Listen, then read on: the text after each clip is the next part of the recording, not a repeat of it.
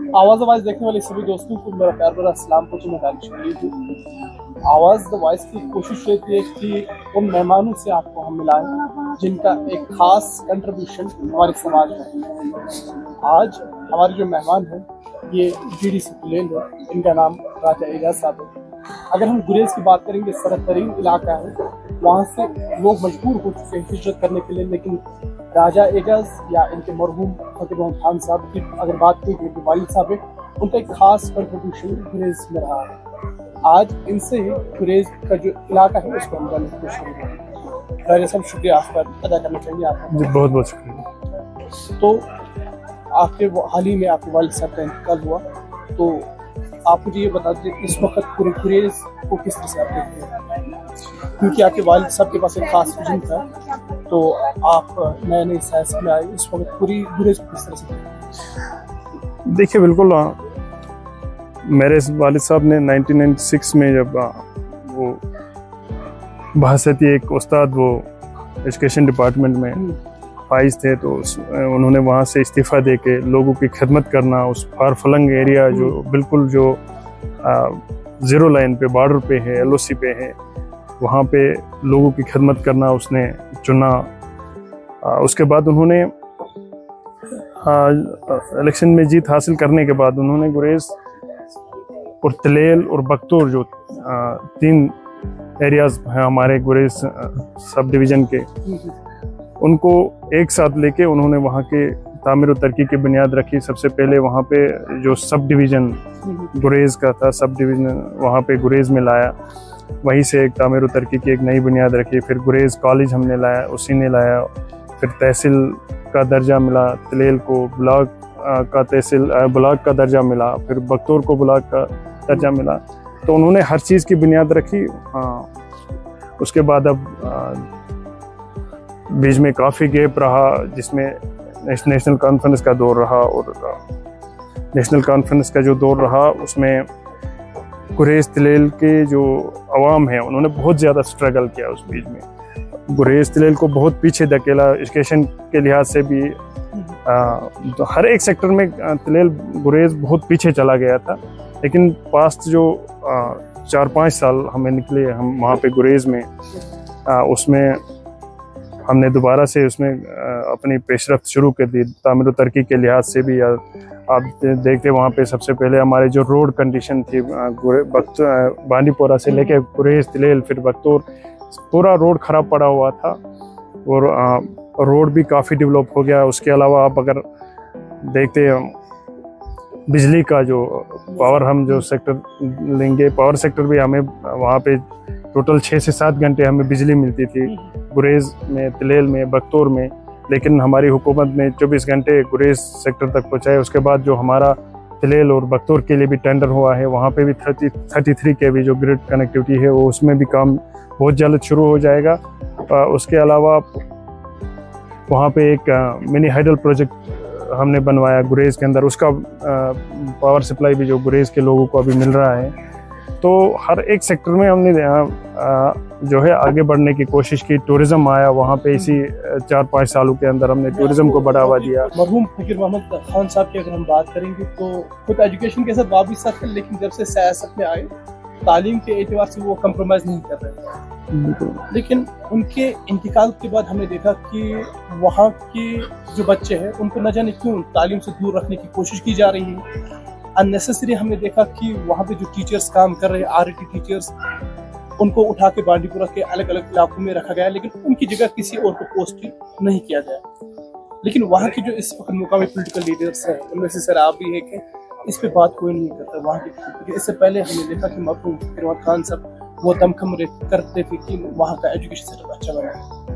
तो बिल्कुल, जैसे इस हुकूमत ने यहाँ पे जो नेशनल कॉन्फ्रेंस की हुकूमत ने यहाँ पे अपना काम काज संभाला, उसके बाद अगर गुरेज तलेल का जो इलाका है, खासकर मैं तलेल की बात, पर्टिकुलरली मैं तलेल की बात करूँगा और बख्तूर की बात करूँगा, इन 2 सेक्टर्स में जो है तालीम को बहुत ज़्यादा पीछे करने की कोशिश की जा रही है। कोई ट्रांसपेरेंसी नहीं है, कोई अकाउंटेबिलिटी नहीं है।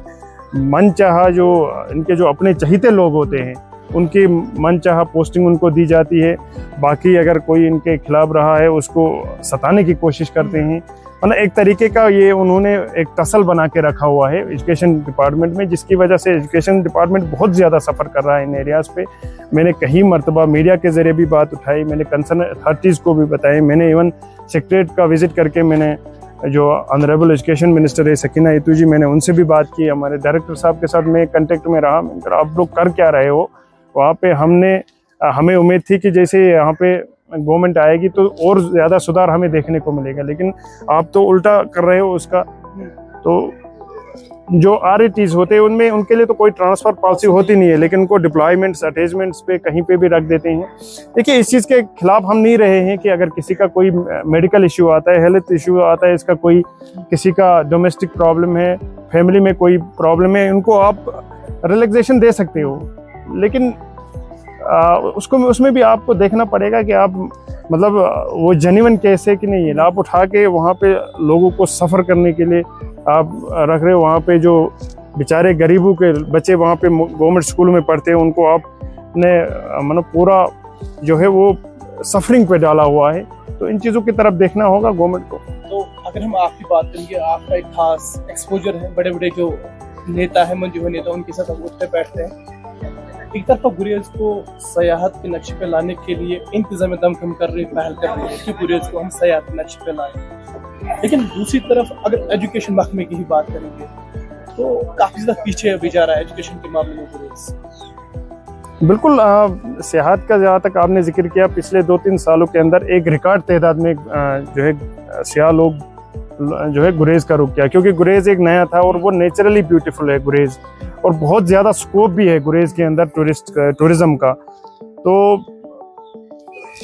टूरिज्म की तरफ भी अब लोग इन्वेस्ट कर रहे थे। नौजवान जो पढ़े लिखे बेरोजगार पड़े हुए थे वहाँ पे जो है वो इन्वेस्ट करके उन्हें होटल बनाए, ये होम स्टेज बनाए, टेंटेज वगैरह लगा रहे थे। लेकिन अनफॉर्चुनेटली जो बाइसरन का वाक़ा हुआ उसके बाद गुरेज में भी रोक लगा दी गई। हमारी कोशिश जारी है, हालांकि लोकल्स को अभी वहाँ पे अलाउ कर रहे हैं, लेकिन नॉन लोकल्स अभी रुके पड़े हैं। तो हम उम्मीद रखते हैं कि आने वाले वक्त में बहुत जल्द, क्योंकि वहाँ का कट सीज़न है, बिल्कुल शॉर्ट सीज़न है, तो हम उम्मीद रखते हैं कि बहुत जल्द वहाँ पे नॉन लोकल टूरिस्ट को भी अलाउ किया जाएगा। लेकिन फिर वही बात, हम जहाँ तक एजुकेशन सेक्टर की बात करेंगे, एजुकेशन सेक्टर में हमने आखिर के 2-3 सालों में बहुत कोशिश की थी वहाँ पे सुधार लाने की, लेकिन अनफॉर्चुनेटली वहाँ पे इस वक्त जो है एजुकेशन सेक्टर बहुत ज़्यादा सफ़र कर रहा है।